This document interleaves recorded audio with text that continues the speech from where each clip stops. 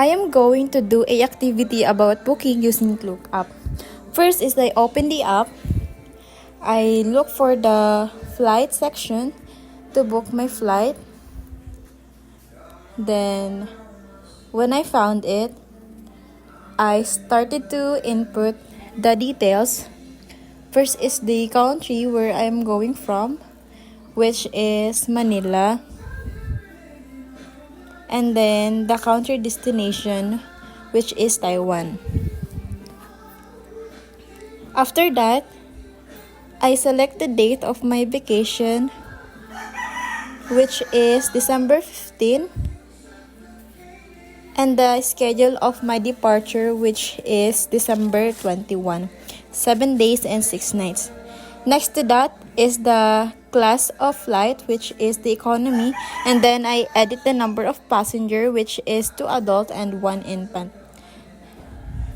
Then I check the details and then I search for the flight available. So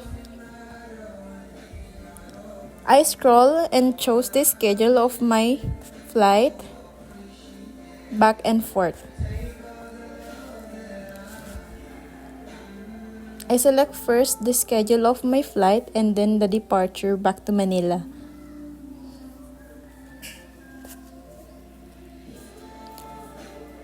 After that, I check the details. Then it's all good. I'm happy with my choice. And then I scroll. And then I go to the next step. Next to that is I filled out the details needed, including the name and the email, also the number.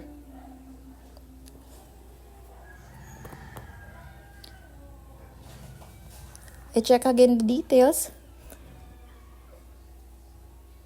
And that's all. That's how I book. After booking my flight schedule, I started to book our hotel accommodation. I go to the stay section. Then I started to search the location, which is Taipei.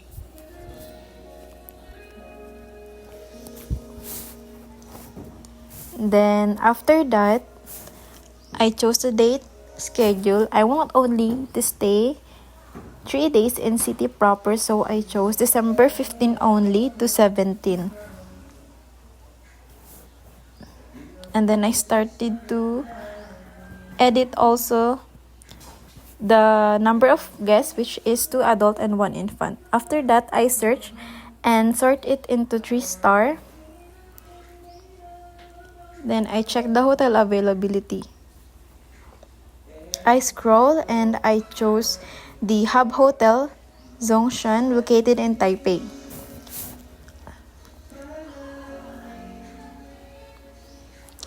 Then I select my preferred room and check the details.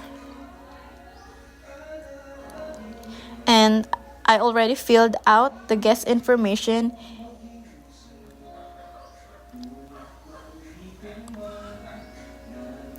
including my name and number and also the email.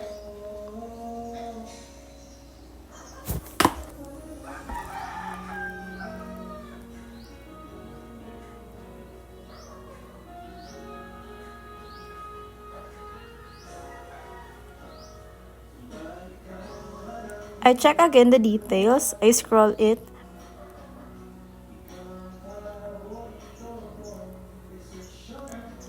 I check also the check-in and check-out time, also the policy, and the inclusions of the room hotel.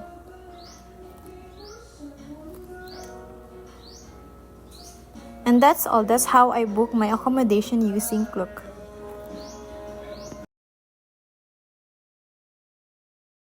After that, I booked the hotel also in KLOOK, which is the northern part of Taiwan. I chose the Yongfeng Hotel, 3-star also. And then I started to search the availability of the hotel and sort it again into 3-star.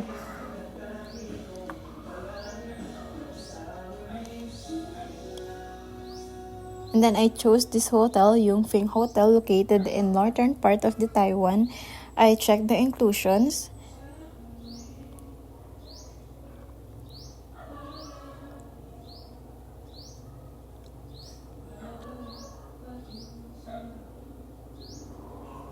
This is a standard double room and no breakfast served, one double bed, and this room can accommodate 2 adults. And then I started to fill out the details of the guest information, including the name, email, and the number of phone.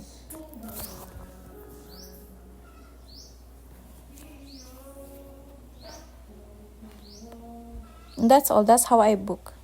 Next to that, I also booked the activity, and we want to visit a theme parks in Taipei. So I searched it, the location which is Taipei, and then I scroll and look for my preferred theme park. So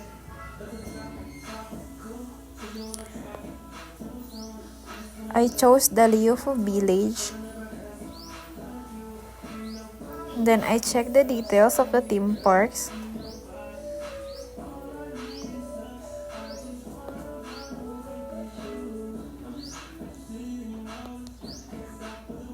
I chose the date.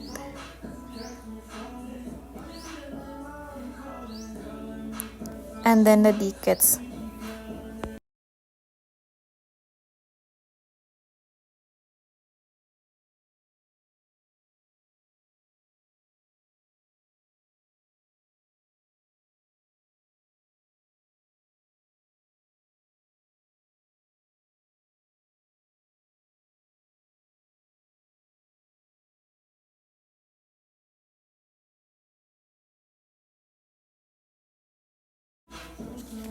Next is the activity, also in Taipei, which is the museum.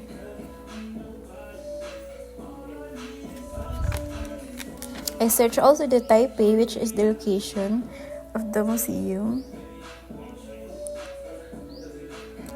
And then I chose the Taipei Astronomical Museum, the Children's Museum. And then look for the rate of the ticket per person and check the inclusions of the museum.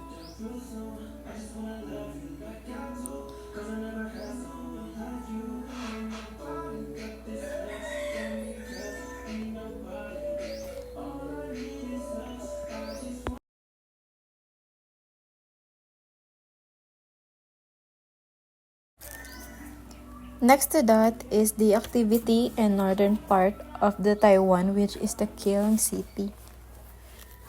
I searched the KLOOK City, which is the location of my destinations, and then I chose to visit a shore, which is the shore excursion tours, and I checked the availability. I chose the date and the number of the guests.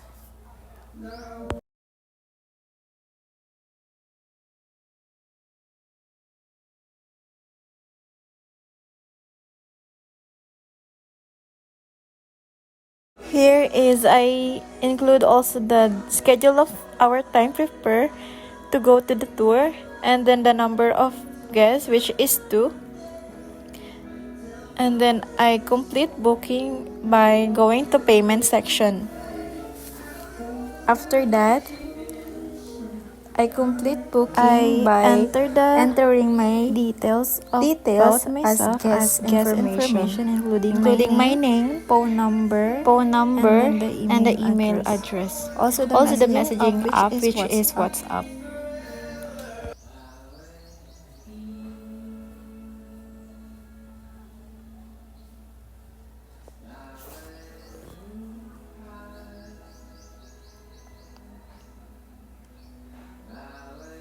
And then I also enter my WhatsApp number, which is also my number, using in my mobile phone.